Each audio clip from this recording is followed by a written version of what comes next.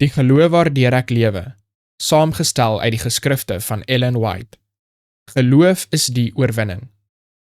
Want alles wat uit God gebore is, oorwin die wêreld. En dit is die oorwinning wat die wêreld oorwin het, naamlik ons geloof. 1 Johannes hoofstuk 5 vers 4. Die Christense lewe behoort een van geloof, van oorwinning en vreugde in God te wees. Alles wat uit God gebore is, oorwin die wêreld.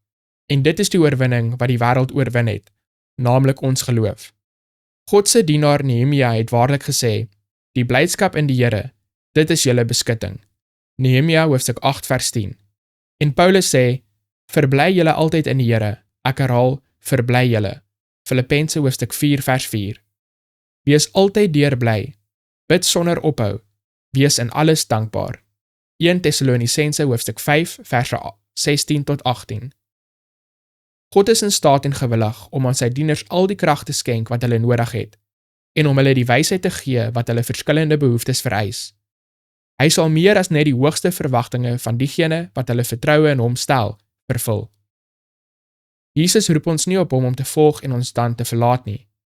As ons lewens aan sy diens oorgee, kan ons nooit in 'n posisie geplaas word waarvoor God nie voorsiening gemaak het nie. Wat ook al ons situasie mag wees, ons het 'n gids om ons pad te rig. Wat ook al ons verwarring is, ons het 'n sekere raadsman. Wat ook al ons hartseer, rou of eensaamheid is, ons het 'n simpatieke vriend. As ons in ons onkunde misstappe maak, verlaat Christus ons nie. Hy sal die behoeftige red wat daar roep om hulp, en die ellendige en wie geen helper het nie. Psalm hoofstuk 72 vers 12.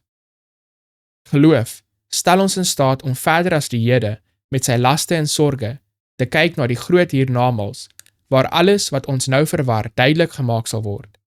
Geloof sien Jesus staan as ons middelaar aan die regterhand van God. Geloof aanskou die wonings wat Christus gaan voorberei het vir diegene wat hom liefhet.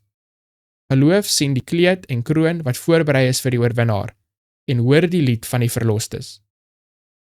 Ons mag baie van ons vriendelike hemelse Vader eis. Ons mag in God glo, ons mag hom vertrou, en deur dit te doen sy naam verheerlik. Die krag van diegene wat in geloof God liefhet en dien, sal dag na dag hernu word.